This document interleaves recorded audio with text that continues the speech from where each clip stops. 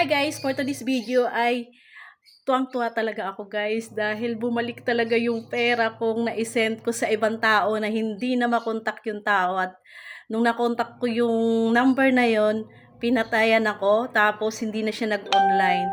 Kaya nag-report agad ako sa BDO nung time na yon nung na-send ko sa maling tao. Pagkatapos nun na-report ko agad, alas 5 ng hapon ako nag-send ng pera sa dapat sa number ko na halagang 15,000 pero sa ibang number ko siya na-send guys, nagkabaliktad yung dulo ko.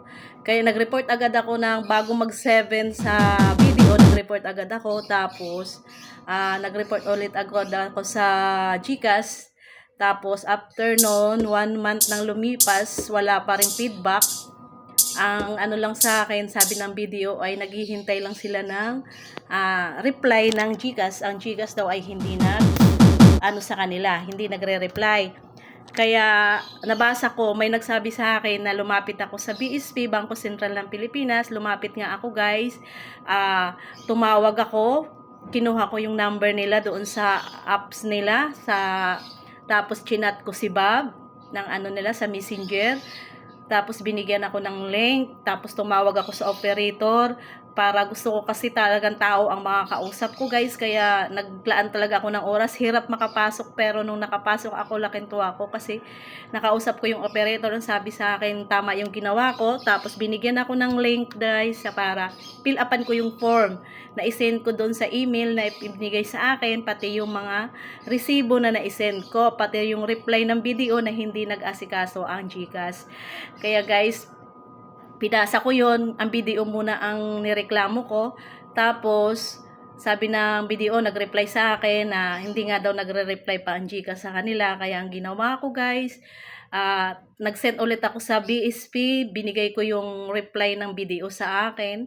Tapos binigay ko ang reply sa akin, binigyan ulit ako ng form para magreklamo naman ako sa GCash ngayon.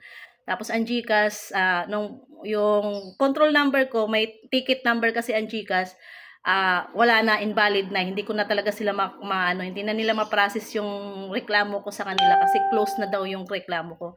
Kaya sinend ko rin yung, pinicturan ko yon, tapos isinend ko sa BSP din yung sinabi ng GCash, tapos nag-send din ulit ako, tumawag ako sa operator, kinausap ako, binigyan ulit ako ng link, another concern na naman ang ilalagay ko doon, tapos pinilapan ko, sinend ko ulit, pati yung mga resibo at mga message, mga email ng bangko at GCash. After nun guys, follow up ako ng follow up, tapos nag-send sa akin ang video na hintayin na lang daw sa notification ko. Pag mag-reply daw ang GCash, makikita daw sa notification ko sa BDO Online Bank. Kasi BDO Online Bank ngayon, kasi doon ako nag-withdraw, dapat isinend ko sa GCash. Yun nga lang na iba ang number na doon ko sa iba na isend. Kaya doon daw makikita yung notification. Pag maging okay na daw ang GCash, kusa nilang ipapasok na sa account ko, sa video account ko. Kaya tawag lang ako ng tawag, email, hindi na ako makapasok sa tawag sa kanila guys, sa BSP. Nag-i-email lang ako ng email, wala akong reply. Kausap ko si Bob, sabi ni Bob, mahaba-haba pa ang process, hintay-hintay lang.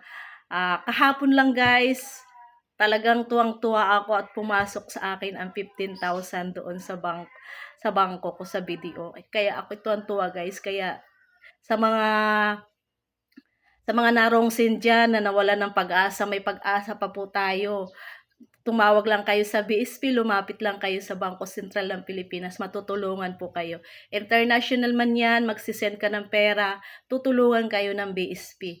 Kaya guys, wag po kayong malungkot kung kayo makapag-send ka ng pera na hindi naman binabalik sa inyo ang pera.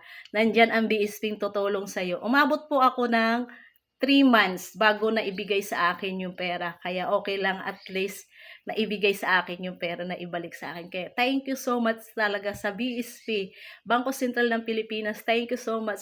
Dahil isa ako sa natulungan yung maibalik sa akin ang pera.